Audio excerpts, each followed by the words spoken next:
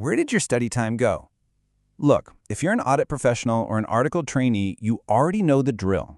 The profound struggle of balancing grueling fieldwork hours with the relentless demands of your advanced accountancy exams is real. You finally sit down at the end of a long day of vouching, and the energy you needed to study is just poof, it's gone. The hours have completely vanished. But what if the problem isn't actually the sheer volume of the audit?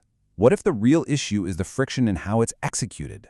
Welcome to this explainer. Today we're diving deep into the Strategic Audit Efficiency Guide.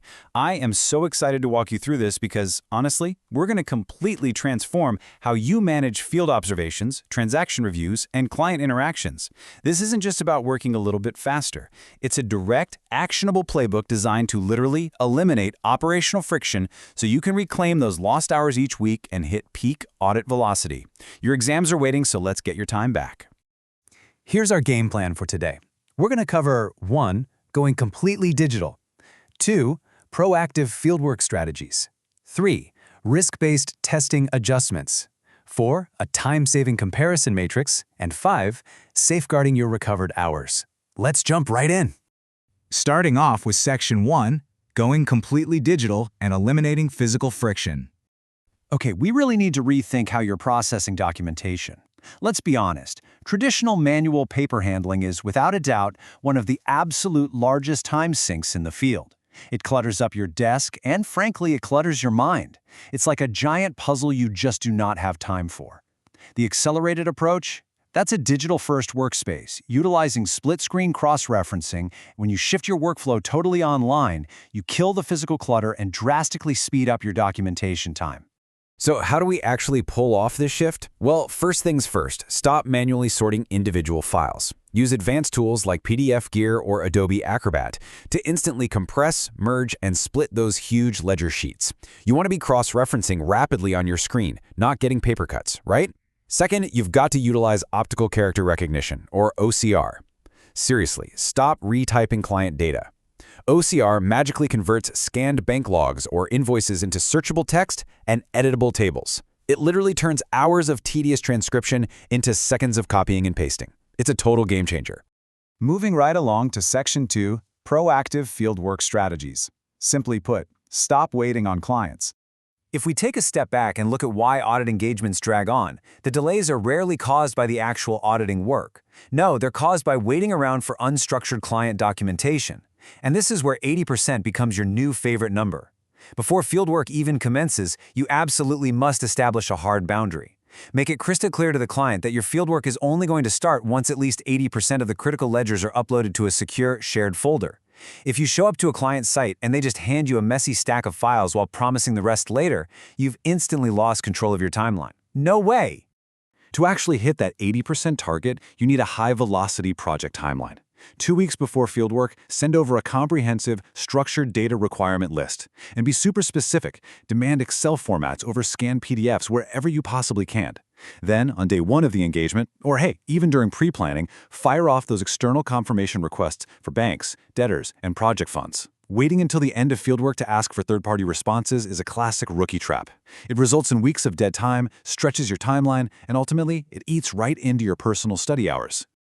All right, Section 3, Risk-based testing adjustments. Basically, we need to stop auditing absolutely everything. You already know this, but the fundamental goal of an audit is to obtain reasonable assurance, not to do some highly inefficient 100% verification. Auditing every single little line item just dilutes your focus. This brings us to a concept you know well, but we need to weaponize it: performance materiality. This has to be calculated strictly according to professional standards right at the start of the audit. And here is where you save massive amounts of time. If a transaction, or even a whole account balance, falls below this performance materiality line, and it doesn't have any qualitative risk factors, do not spend hours verifying its vouchers. Document your justification clearly, and move your focus straight to the higher risk stuff. And to shrink those heavy vouching hours even more, you've got to lean into aggressive analytical procedures before you even think about diving into sample testing. Maximize your horizontal and vertical analysis, track those ratios, and run month-on-month ledger comparisons. Think about it. If an expense line perfectly matches a predictable trend, or if it correlates seamlessly with non-financial metrics, like say fuel expenses tracking closely with a fixed transport log, you can drastically reduce your substantive detail sampling sizes, pass those low-risk items through analytics, and go reclaim your afternoon.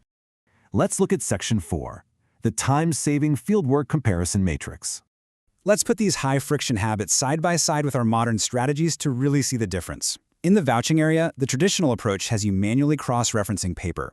The accelerated approach, OCR scanning and working entirely in a fast, split-screen digital workspace. Next up, client communication. The traditional trap is continuous, ad hoc emails asking for random documents all day long. It's a constant disruption. The accelerated approach replaces that noise with a single, focused daily stand-up meeting with the finance head, paired with a central shared tracker. Finally, sampling. Please stop testing standard random numbers across all ledgers, regardless of risk. The accelerated approach uses statistical software to pull samples only above performance materiality. It is literally night and day for your efficiency. And finally, Section 5, safeguarding your recovered hours. This is all about boundaries and focus.